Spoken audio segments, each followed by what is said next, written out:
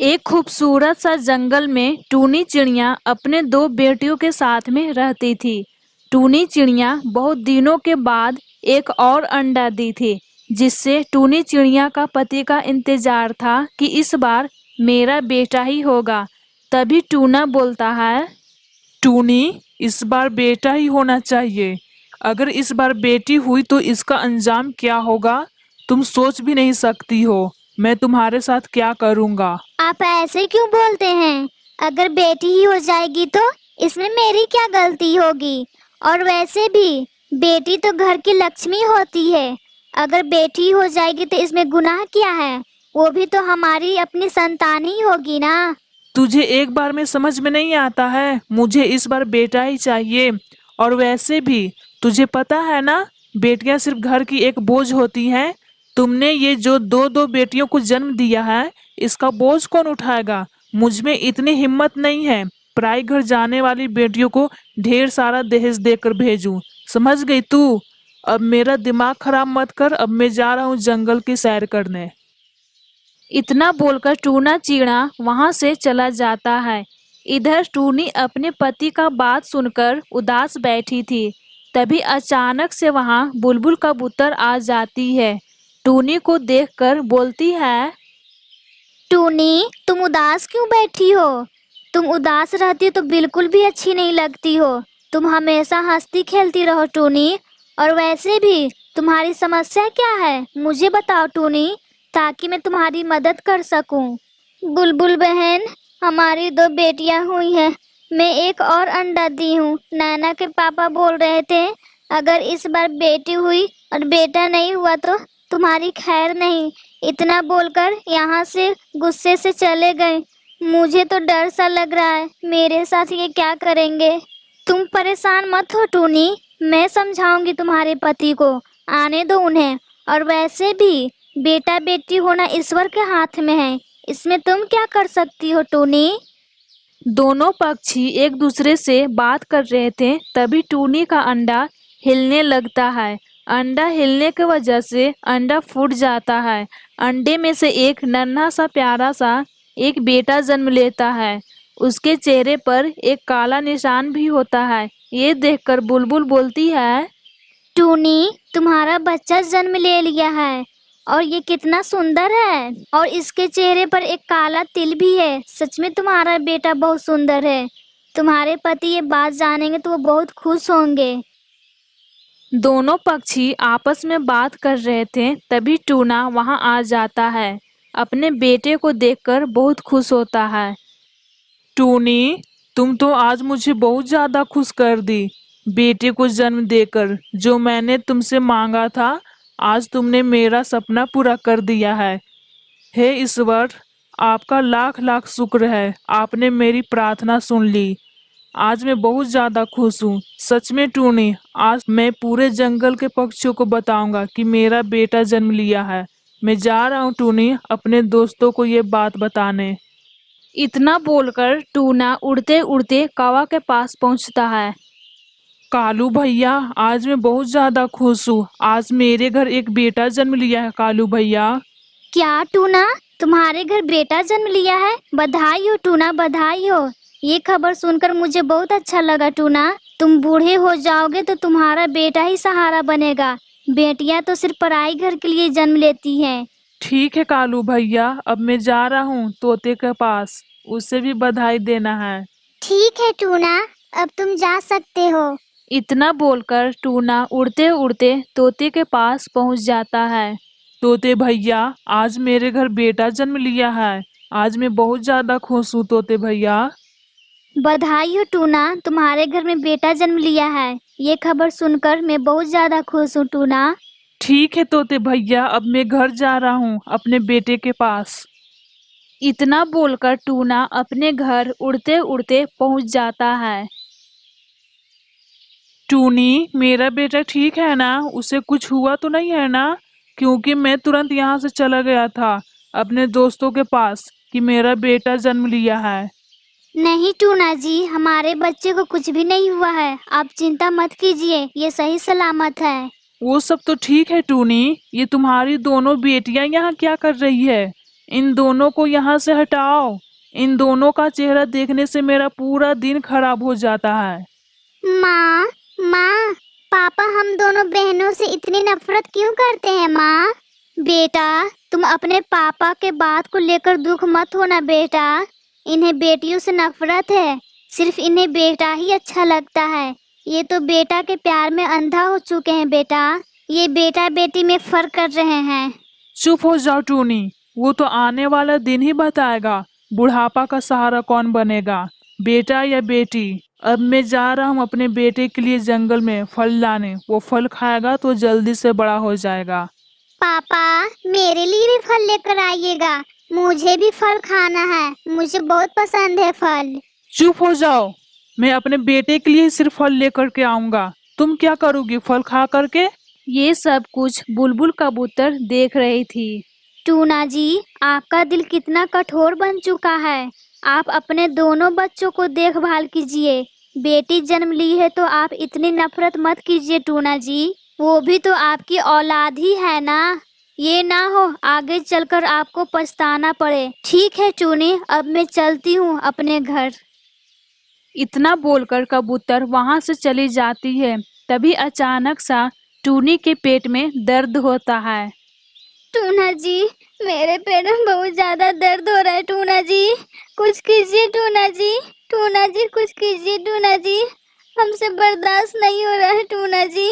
अब लगता है मेरी बचने की उम्मीद कम है टूना जी। टूना जी, कुछ कीजिए टूना जी।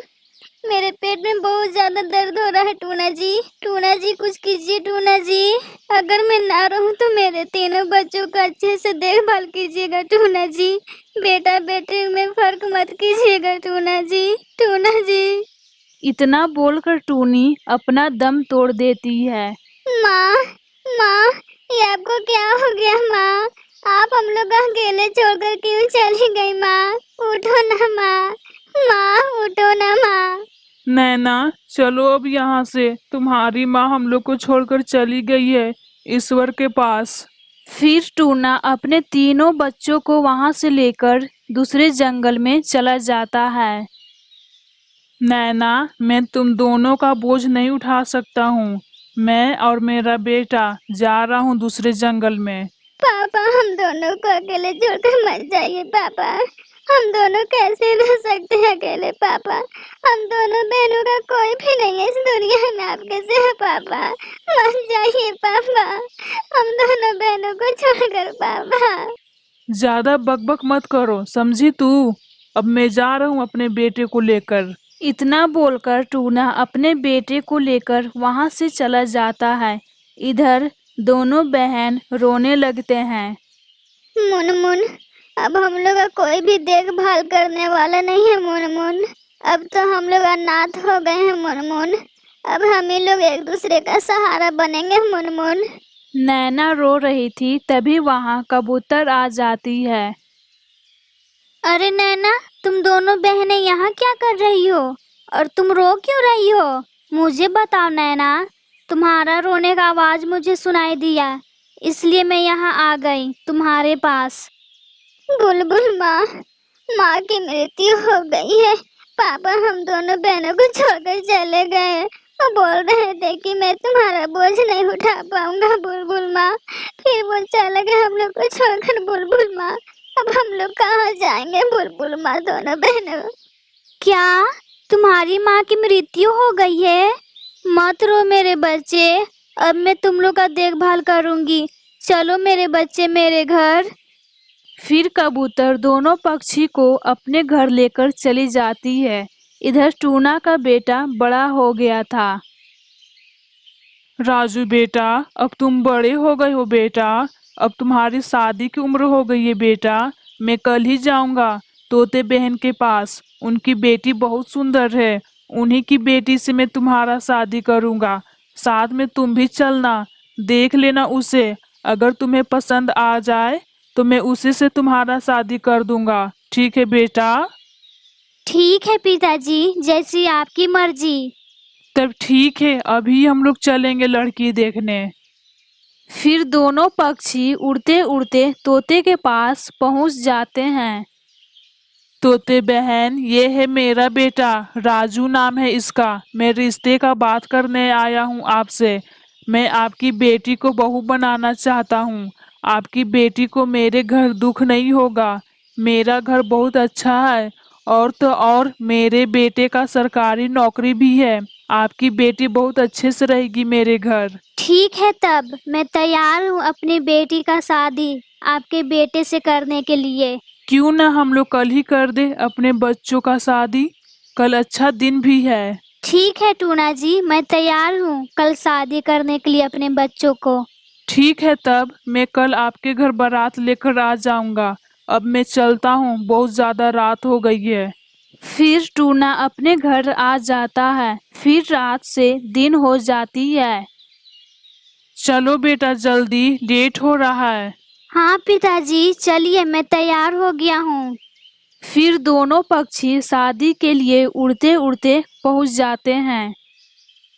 अरे आप लोग आ गए, मैं आप ही लोग का इंतजार कर रही थी। चलो राजू बेटा, माला ले लो। टुनटुनी, तुम भी माला ले लो और एक दूसरे के गले में डाल दो। आप चिंता मत कीजिए, आपकी बेटी को अच्छे से रखूंगा। अब हम लोग निकलते हैं घर के लिए। फिर वहां से तीनों पक्षी उड़ते उड़ते वापस अपने घर पहुंच जाते हैं। बेटा राजू, अब तुम्हारा ही जिम्मेदारी है घर का और घर चलाना। अब तो मेरी जिंदगी कट गई है। अब मैं बूढ़ा हो गया हूँ बेटा। अब तुम्हारा ही जिम्मेदारी है मेरी सेवा करना और इस घर को संभालना बेटा। ठीक है पिताजी, मैं देखभाल करूँगा आपका। फिर यूं ही कुछ दिन बीत जाता है। राजू जी, आप इस बूढ़े को निकाल क्यों नहीं देते हैं घर से? अब मैं नहीं काम करूँगी। मैं बूढ़े का सेवा करते करते थक गई हूँ। अब मैं नहीं करूँगी इस बूढ़े का सेवा। अब समझ गए ना राजू जी? पिताजी, आप इस घर से निकल जाइए। मैं आपका अब मैं बोझ नहीं उठा सकता हूँ। अभी कभी निकल जाइए मेरे घर से। मेरी पत्नी आपकी सेवा नहीं करेगी। वो दिन रात करके आपका सेवा थक जाती है। क्या बोल रहा है बेटा? तुम मुझे घर से निकालोगे? मैं तुम्हें पोस पाल कर बड़ा कर दिया है और शादी ब्याह भी कर दी। अपनी पत्नी का बात सुनकर तुम मुझे घर से निकालोगे? आज तुम्हारी माँ जिंदा होती तो मेरी हालत ऐसी नहीं होती। शायद मुझे ईश्वर इसलिए सजा दे रही है जो मैंने अपने मासूम बेटियों को छोड़कर आ गया। सिर्फ तुम्हारे लिए मैंने अपने दोनों बेटियों को छोड़ा कि मेरा बेटा बड़ा हो जाएगा तो मेरी देखभाल करेगा। और मैंने बेटे के चाहत में मैं अपने दोनों बेटियों को उस जंगल में अकेले छोड़कर आ गया। पिताजी, मुझे रामायण मत सुनाइए। मेरे घर से अभी कभी आप निकल जाइए। अब लगता है मुझे धक्का ही देकर निकालना पड़ेगा। फिर राजू अपने पिताजी को धक्का देकर घर से निकाल देता है। फिर टूना रोते रोते वापस उसी जंगल में चला जाता है जहां अपने दोनों बेटियों को छोड़ा था। तभी अचानक से नैना और मुनमुन अपने पिताजी को रोते हुए देखते हैं। फिर अपने पिताजी के पास आते हैं। पिताजी, आप यहाँ क्या कर रहे हैं अकेले? और आप रो क्यों रहे हैं पिताजी? और राजू कहाँ है? बेटी, राजू मुझे घर से निकाल दिया है। उसकी अब शादी भी हो गया है बेटी। उसके चलते मैंने अपने दोनों बच्चों के लिए छोड़ा। शायद इसलिए मुझे ईश्वर ऐसा बेटा दिया मेरी आंखें खुल जाए कि बेटा बेटे में फर्क नहीं करना चाहिए। अब मैं कहाँ जाऊँ? अब तुम्हारी माँ भी मुझे छोड़कर चली गई है। मुझे माफ कर दो बेटी। तुम्हें मैंने इतना दुख दिया बेटी, मुझे माफ कर दो बेटी। पिताजी, आप मुझसे क्यों माफी मांग रहे हैं पिताजी? आप हमसे बड़े हैं। माफी मांगकर मुझे शर्मिंदा मत कीजिए पिताजी। अब चलिए पिताजी घर। अब हम लोग साथ में रहेंगे। फिर खुशियाँ ही खुशियाँ रहेगी पिताजी। वापस चलिए पिताजी घर। मैं आपका देखभाल करूँगी। आपके बुढ़ापे का सहारा मैं बनूंगी पिताजी। आपकी बेटी अभी जिंदा है। चलिए पिताजी घर। शाम हो जाएगी ज्यादा। फिर चलिए पिताजी घर, जल्दी चलिए। चलो बेटी, अब अपने घर। अब हम लोग साथ में रहेंगे मिलकर। फिर तीनों पक्षी साथ में खुशी खुशी से जिंदगी बिताने लगते हैं।